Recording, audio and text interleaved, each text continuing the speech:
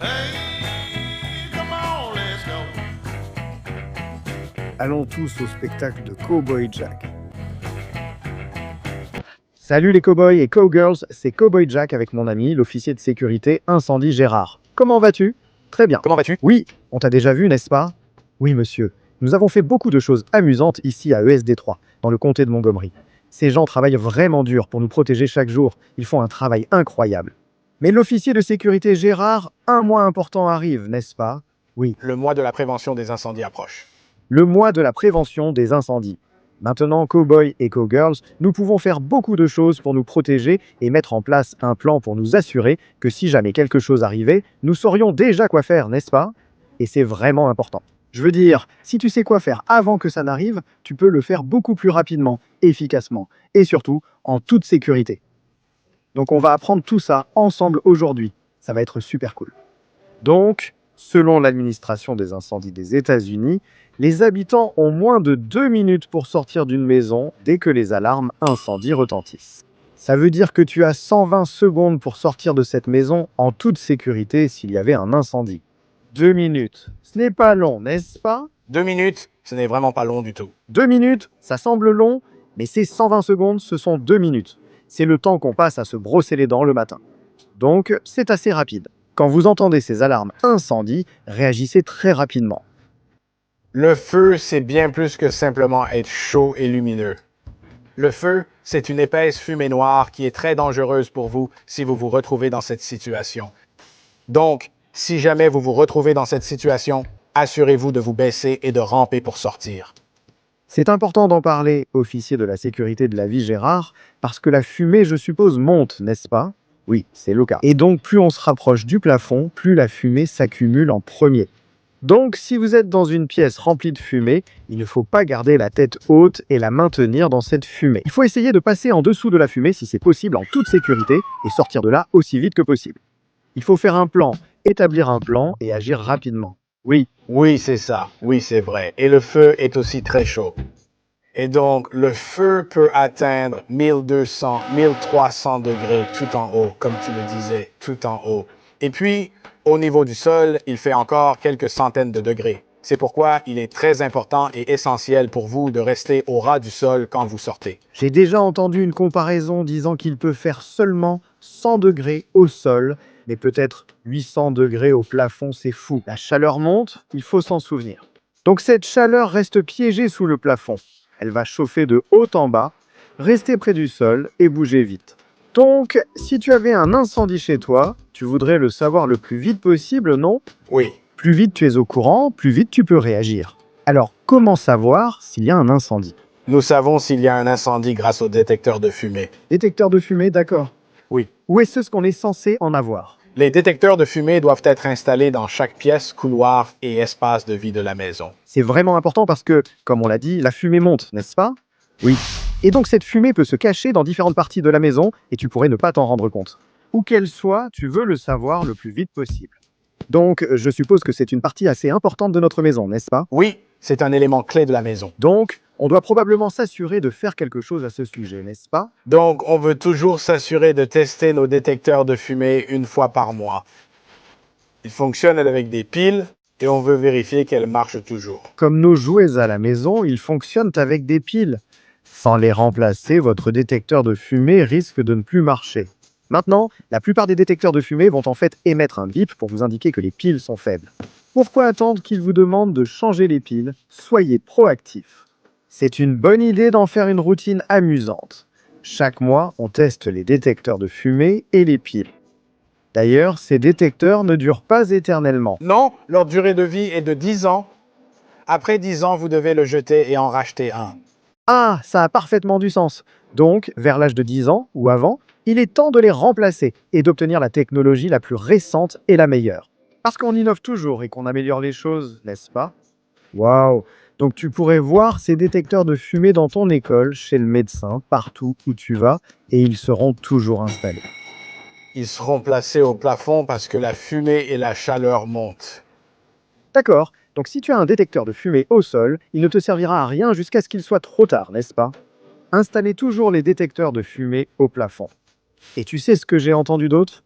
Il vaut toujours mieux avoir un plan d'évacuation en cas d'incendie, n'est-ce pas? Oui. Chaque maison doit avoir un plan d'évacuation incendie.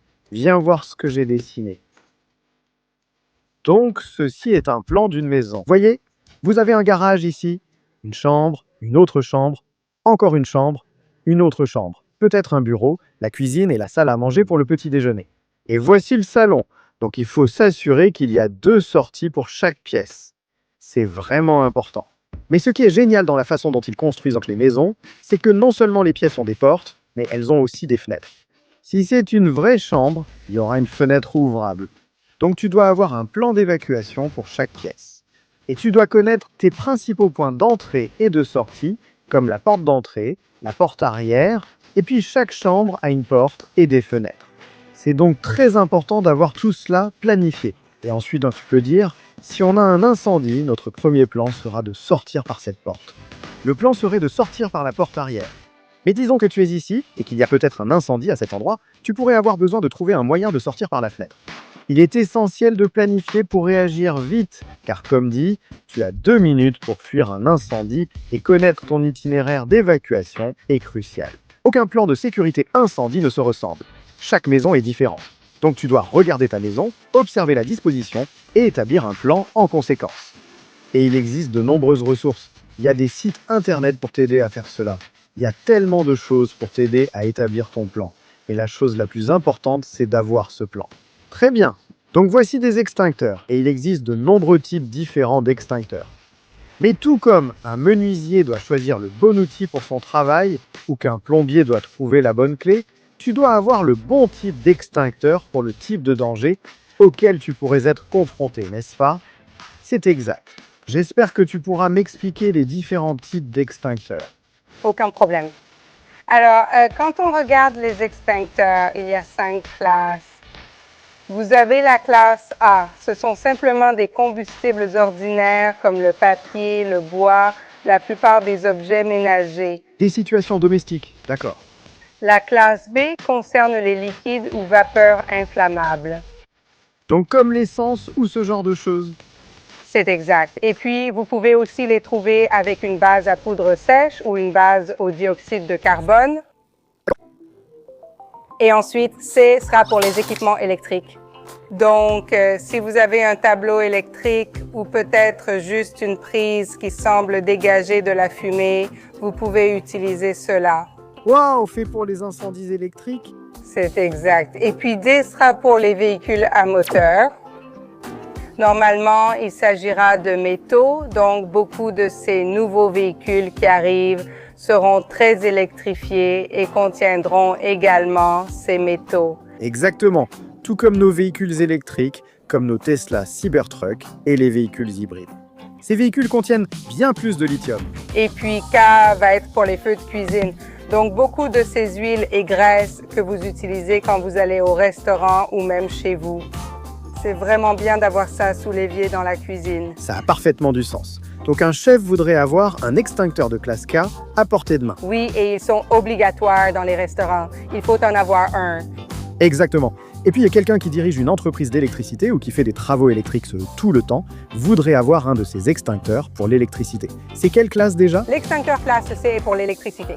C, j'ai presque eu bon, c'est génial. Wow! D'accord, ici nous avons 2 extincteurs. Donc ceci va être un extincteur ABC. Oh, c'est même écrit dessus, les gars. Regardez ça. ABC. Et donc, on va surtout les trouver dans votre maison ou peut-être si vous avez un camping-car, une caravane ou un bateau. Parce qu'ils couvrent 3 types de feux différents, on les trouve généralement dans n'importe quelle supérette ou chez Walmart, Kroger, etc. Eh bien, et c'est bien aussi, parce que celui-ci est à la fois de classe A, B et C. Donc, si vous aviez un incendie chez vous, celui-ci couvrirait en gros tous les dangers que vous pourriez potentiellement rencontrer. Peut-être pas un feu de graisse comme le type K, mais presque tout ce qu'il y a chez vous, vous pourriez l'éteindre avec celui-ci. Mais si vous aviez un feu de graisse de classe K, vous utiliseriez un extincteur comme celui-ci. Ils existent en grand format chromé ou argenté et ils s'utilisent tous de la même manière, c'est-à-dire avec la méthode PASS. La méthode PASS? La méthode PASS, donc c'est un acronyme. Donc, vous allez tirer. D'accord, tire. C'est notre P. D'accord? Sors-le. Vise. Appuie. Vise. D'accord, avise. Presse. Presse. C'est un S balaye. Et balaye. D'accord. Maintenant, est-ce qu'on veut viser là quand on utilise un extincteur? Est-ce qu'on vise le haut des flammes? Non, tu vas viser à la base. Donc, si par exemple une petite casserole prend feu, tu voudrais l'ouvrir à l'avant et balayer toute cette zone. D'accord. Donc, ne vise jamais le haut des flammes. Tu dois viser la base et la source de ce feu. Exact. C'est vraiment génial. C'est tellement important à savoir. Donc, les choses importantes avec ceci et pour s'assurer qu'il fonctionne, c'est que tu dois juste vérifier le tuyau. Tu vérifies le manomètre. Ça doit toujours être dans le verre, ce qui veut dire que la pression est correcte. Vérifie la goupille, assure-toi qu'elle est bien en place. Et dans la plupart des entreprises ou des opérations, ils vont faire une inspection mensuelle. D'accord. Donc, des gens viendront vérifier l'étiquette. Ils vont la tamponner, s'assurer qu'elle fonctionne et qu'elle est toujours prête à être utilisée. Si jamais vous tombez sur un petit feu ou des déchets en feu dans une poubelle, Oui. Eh bien, ça a parfaitement du sens. Donc, tu fais toujours comme un mécanicien qui calibre toujours ses outils, ou n'importe quel professionnel, comme un coiffeur qui aiguise ses ciseaux, n'est-ce pas? C'est ça.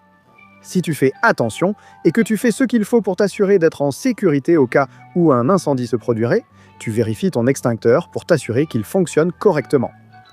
Alors, reprenons ça encore une fois. Donc, tirer, viser, presser et balayer. Donc, tu retires la goupille, tu vises avec le tuyau, puis tu presses et tu balayes la buse à la base du feu. C'est vraiment incroyable. Merci beaucoup de nous avoir appris ça, c'était vraiment génial. Voici une démonstration en direct de la bonne utilisation d'un extincteur. Nous allons utiliser la méthode PASS, d'accord? Nous allons tirer, viser, puis je vais presser cette poignée et balayer le feu à la base. C'est parti! J'ai retiré la goupille, je vise avec la buse, j'appuie sur la gâchette et je balaye le feu.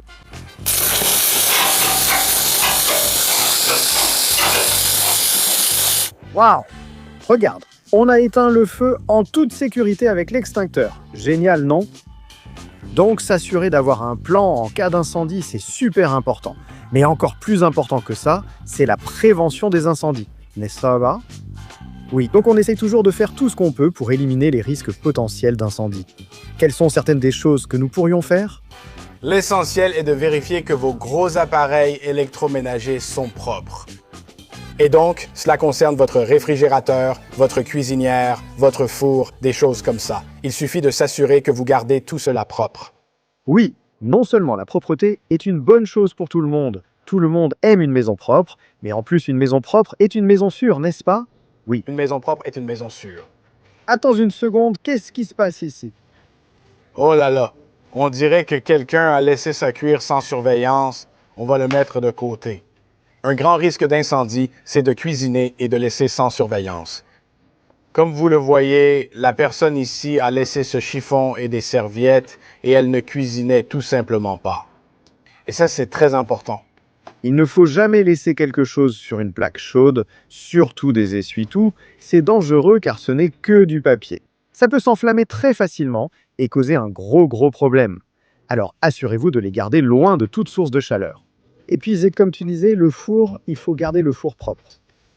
Eh bien, si on cuisine ici un soir et qu'on fait accidentellement tomber une pizza, ou qu'un peu de fromage déborde, ou que quelque chose tombe au fond, il faut s'assurer de nettoyer ça dès que c'est possible en toute sécurité, parce que le four sera chaud.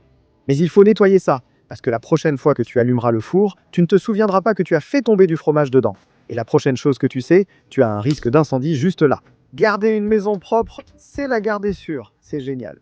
Oh, eh bien, regarde ça. Qu'est-ce qu'on a là? Donc, quelqu'un a dû laisser des piles dehors. Il faut juste s'assurer de les mettre au bon endroit. Nous les gardons dans un endroit frais et nous les rangeons correctement. C'est vrai. Ces piles, vous savez, les piles fonctionnent en chargeant du lithium à l'intérieur de ces piles. Et le lithium est un métal vraiment combustible, n'est-ce pas? Oui. Donc il faut les manipuler correctement avec précaution. Ne jetez pas les piles n'importe où. En fait, il vaut mieux laisser les piles aux adultes, mais faites toujours attention si elles sont déformées, si elles semblent chaudes, si elles présentent de la corrosion, comme de la poussière blanche ou d'autres choses dessus, il vaut mieux les jeter. C'est vraiment important. Waouh! Dans la vie, il peut se passer beaucoup de choses. Je veux dire, tout peut arriver, tu contrôles ton propre destin. Et c'est pourquoi la prévention est vraiment la chose la plus importante. Si tu veux rester en sécurité, tu dois t'assurer d'avoir un plan et de rester aussi prudent que possible en évitant les dangers potentiels. Mais certaines de ces choses sont des dangers pour la vie, non? Oui, c'est le cas. Quelles sont certaines de ces choses dont nous pourrions parler? C'est drôle que t'en parles justement. Si vous voulez entrer rapidement dans mon bureau, c'est vraiment génial. Son bureau, c'est ce grand camion de pompiers. Donc, l'une des premières choses dont nous allons parler, c'est le monoxyde de carbone, aussi appelé CO. Et le CO est un gaz inodore. Si vous restez dans la zone pendant une longue période, vous tomberez très malade. Vous allez vraiment tomber malade. Oui, c'est vrai. Mais comme vous ne pouvez ni le sentir ni le voir, vous devez compter sur quelque chose comme un détecteur de monoxyde de carbone pour vous avertir de sa présence. Vérifiez toujours qu'ils sont en place et fonctionnent bien, d'accord? Oui, qu'il fonctionne correctement, que les piles sont bonnes et que vous le testez chaque mois. Et comme vous pouvez le voir ici, garantie 10 ans sans souci. Après ces 10 ans, jetez-les et achetez de nouveaux détecteurs de monoxyde de carbone. Et c'est quelque chose de si simple à faire qui a un impact énorme. J'ai entendu beaucoup d'histoires de personnes qui sont tombées très malades à cause du monoxyde de carbone. Alors assurez-vous toujours d'avoir des détecteurs de monoxyde de carbone en bon état de fonctionnement. Oui. Et donc, la prochaine chose dont nous allons parler, c'est les premiers secours. Vous devez toujours vous assurer d'avoir une trousse de premiers secours à portée de main. Les trousses de premiers secours peuvent ressembler à ceci ou aller d'une petite trousse comme celle-ci à un grand sac rempli de pansements, d'alcool et de tout ce genre de choses, au cas où quelqu'un se brûlerait ou si vous avez simplement besoin de soigner une petite blessure. C'est vrai. Et avoir ces choses à portée de main vous permet de régler le problème immédiatement, plutôt que de le laisser s'aggraver par la suite. Si vous marchiez sur un clou rouillé, il faudrait un vaccin contre le tétanos, mais on ne l'a pas toujours immédiatement. Il faut donc nettoyer la blessure rapidement. Donc, si vous avez une trousse de premier secours, vous aurez des choses comme de la gaze, de l'alcool, et peut-être même de l'iode ou une autre solution pour nettoyer la blessure avant d'aller chez le médecin. Oui, c'est super. Ayez toujours une trousse de premier secours. C'est très important et facile. Il faut juste que papa et maman en aient une dans la voiture, une à la maison, et d'en garder à portée de main. Oui, et puis la dernière chose dont j'aimerais parler, c'est la sécurité autour de l'eau. Donc, chaque fois que vous êtes près de l'eau, que ce soit un lac ou l'océan, assurez-vous d'avoir toujours un gilet de sauvetage avec vous. Et puis, assurez-vous d'avoir toujours un parent avec vous, un tuteur légal ou un parent d'une manière ou d'une autre. C'est vraiment très important, les gars. On ne sait jamais comment l'eau va réagir. Même si c'est une piscine, vous pourriez vouloir y entrer sans vous rendre compte de la profondeur. Et cela peut très vite tourner à une situation vraiment dangereuse. Donc, on ne va jamais dans l'eau tout seul. On est toujours avec un adulte pour nous aider et s'assurer qu'on reste en sécurité. Et surtout autour des bateaux et ce genre de choses, bien sûr, il vous faut un gilet de sauvetage. Et si vous tombiez par-dessus bord, si tu portes ton gilet de sauvetage, tu vas juste flotter en attendant que le bateau vienne te récupérer, n'est-ce pas? Mais si tu n'avais pas de gilet de sauvetage, ça pourrait être vraiment effrayant. Nous aimons les bateaux et être sur l'eau, c'est amusant. Avec le bon équipement de sécurité, il n'y a pas à avoir peur. C'est trop cool. Waouh, cowboys et cowgirls, c'était vraiment super d'apprendre tout sur la sécurité incendie, la prévention des incendies et même la sécurité de la vie. C'était génial. Merci Gérard, officier de sécurité de la vie, pour votre aide aujourd'hui. Ce fut un plaisir. Restez avec nous, de nombreuses aventures arrivent. Attendez. Pouvez-vous m'aider avec le e-how? Bien sûr. Très bien les gars. Eh bien jusqu'à la prochaine fois. 1, 2, 3. Ouais.